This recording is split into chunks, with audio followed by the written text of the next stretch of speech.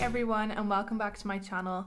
Today I'm going to be discussing with you all about the assessment for my PhD for getting into the second half. So essentially this is something that is in my university and it may be something similar in your university, so it's unlikely it's going to be the same exact format. I still wanted to just talk to you guys about how it works for me and what kind of things I've had to do for it, and I think it would still be useful if you have something similar, or maybe if you're thinking about doing a PhD, this might be something to be aware of. This is something that I knew from the beginning with my PhD, that there would be something called a stage 2 transfer. So for our PhDs we have stage 1 and stage 2. So you need to do an assessment halfway through to get into stage 2. So that has to be done within the first 18 months or 5 trimesters of your PhD, and it can be done every sort of 3 months. And basically the decision that'll be made from there is that you'll either get through to stage 2, no problem, or you might get asked to sort of come back in a couple months and fix a couple of small things. Or you might get a more negative outcome, which essentially means that you shouldn't progress with your PhD and that you should instead leave the program with a research master's. That would sort of be the worst case scenario. So if that happened for me, I'd probably have to shut down this entire channel, but ideally that won't be the case, and it's something I've talked to my supervisors about and they're pretty confident that that won't happen. So stage 1 essentially is the time when you're just starting your PhD, you're refining your research questions, you're reading the literature, and you're getting started on some early project work. You don't necessarily have everything figured out in terms of how the PhD is going to go. When you're progressing into stage 2, essentially you want to show that you have a good understanding of the literature, some well-defined research questions, and that you have done some initial work and that you have a clear project plan for how the rest of the PhD is going to go, including what publications you're looking to achieve. But there's a number of things that you need to do. So for us, firstly, you've got a number of documents that you need to submit, and then you'll also have an interview a couple days later, which is essentially just a presentation. So the kind of documents that are needed, I'll go through them from easiest to hardest. Firstly, we had a teaching assessment, so that's essentially showing that you've been doing some sort of teaching work throughout the year and a half so far. So for us, we have demonstrator hours. That's essentially where you act as an assistant in a lab, or you can be a teaching assistant, which is a lot more full on. So I've been doing demonstrator hours. I've talked about that a few times on the channel throughout this whole time, and that's something that I then had to sort of say that I was doing these hours and that, my experience so far. Obviously, I was able to talk about the experience of doing these online because of COVID, which has been challenging. And that was sort of all that was really needed for that form. Obviously, if I wasn't doing those hours, it is required in the form that you explain why you're not doing those hours. And I think it's expected that even if they're not mandatory for your course, so for some people they will have to do them to make up part of their fees, and for other people it's voluntary. So for me it is voluntary. It is highly recommended that you do them because you will have to fill out in that form why you're not doing them, and it's more so like if you have a full-time job or something like that you need to do for your PhD, like to sustain yourself. That's sort of something that's why you wouldn't do them. So I would definitely recommend doing those the whole time, because it does just look better in terms of showing that you're progressing in terms of the at least teaching side of things that would be expected in academia. So that's one thing. Another thing that was relatively easy was just a plan for my credits.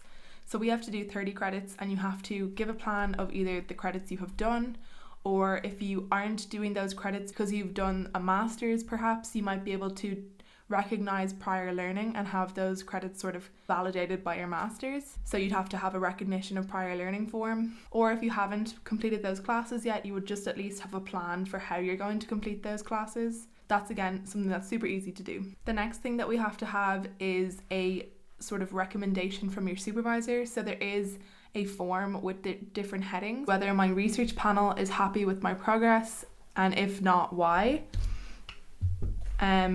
If the literary presentation of the transfer report is adequate, so essentially is my transfer report, which I'll get into, good enough? Do I have the sufficient knowledge of the research literature? Is there significant evidence of progress to date? Is there an adequate research plan? And do you feel that the student can submit a PhD in the 4-year period? So those are things that my supervisor has to decide that I am capable of either having or doing in the next couple of years. So that's something that obviously is more challenging in a sense that you need obviously your supervisor to be on board with you going for the transfer. Thankfully mine is, so that means that's fine for me. Next thing that we need is the most recent research and professional development planning form. That's something, again, that's probably not in your university, but you might have a similar version. So in my university, we have a research studies panel. So it's my 2 supervisors and then 3 other panel members, one of which is the panel chair. And they're essentially there to make sure that you're going in the right direction, essentially trying to make sure that you and your supervisors aren't going in the wrong direction together. They're sort of there as like an external body to you and your supervisors to make sure that the plan, is making sense and that it means you're going to get through your PhD okay. So essentially every time we have a meeting, which is usually every 6 months, we have to fill out this form which details sort of the progress since the last meeting and details the future work, i.e. till the next meeting. So you need to have met your panel within 6 months of going for the transfer, but it's obviously ideal if you've met them most recently so that you can show them your transfer report, go through your slides and see, do they feel comfortable with you moving on to stage 2? So that's what I did earlier this week on Thursday. Essentially, we need to have submitted the most recent form for that. The next thing that we need is the transfer report. And this is the big one. So this is a 20 to 30 page document which explains your research problem, gives sort of an introduction to the problem and the research questions. It explains the relevant literature, the work to date and the future work.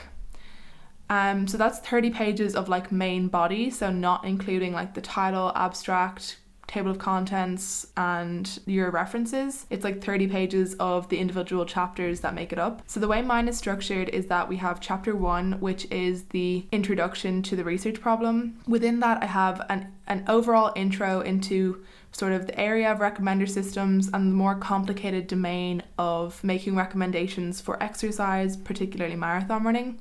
And then I introduce marathon running as a novel domain for machine learning research. I then go into my research questions and explain a little bit about those. I have a nice graphic in there for how my research questions all link together. And then I have my report structure, which just sort of goes through what the other chapters entail. Chapter 2 then is a shortened related work section.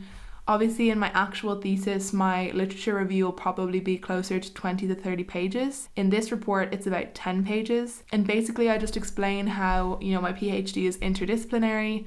There's sports science, sensors, there's machine learning, and that it's important to look at the literature for all of these different things. Initially, I go through the open problems in marathon running, in the sort of sports science domain, and I go through all the relevant literature for about 5 pages, and I sort of conclude with sort of some limitations that are present in the relevant work, which is no fault of the sports science researchers. It's just difficult to have larger numbers of people participating in kind of grueling activities essentially. The second half then sort of brings in the idea of sensors and big data and now how much data is available, and sort of just goes through that and then moves into the applications of this sort of data, sensor data, and using machine learning techniques in the field of marathon running and sports in general. So it definitely is shorter than would be necessarily in my actual thesis. Definitely that is the hardest thing I found writing this probably been one of the hardest points of my entire PhD so far,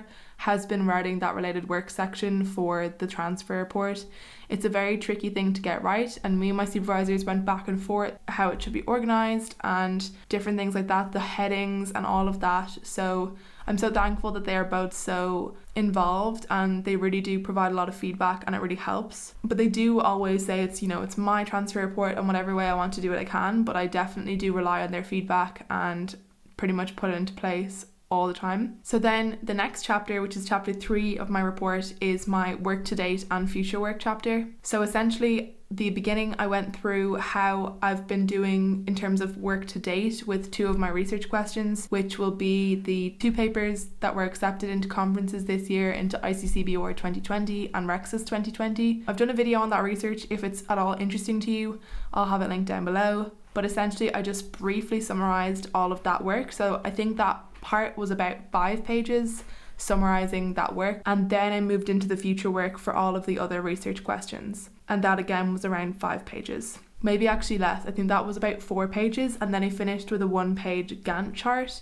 which essentially goes through how I expect the projects to develop over the next couple of years and the relevant sort of publications that I hope to achieve as well. But yeah, that is sort of how mine is laid out. And I lastly have a 1-page conclusion, which forms a separate chapter, and then I have 6 pages of references maybe. I did reference about 100 papers, and it's nowhere near as many as I probably will have to reference in my actual thesis. But yeah, that is pretty much how the transfer report came together for me. Again, I have passed it back and forward between my supervisors a few times. There was definitely times where there was longer things, so I used to have my work to date as maybe more like 15 pages because I had written it as a proper thesis chapter, which they said was not recommended. It was just sort of to summarize what has been done, and obviously if the transfer panel want to go ahead and look at the papers that I wrote, then that's possible. So the last thing then, once all of this is submitted, so the teaching form, the credits plan, the supervisor form, the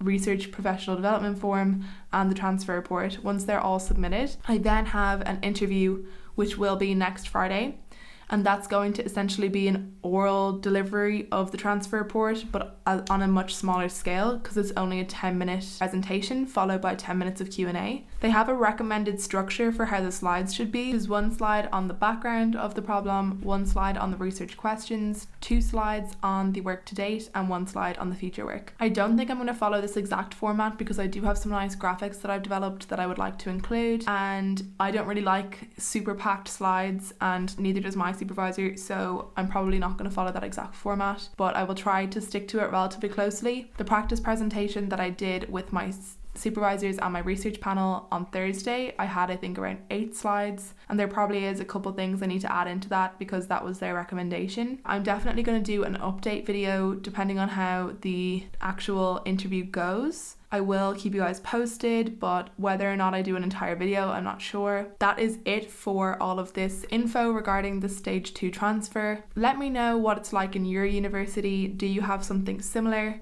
Or is there any kind of assessment that takes place along the way?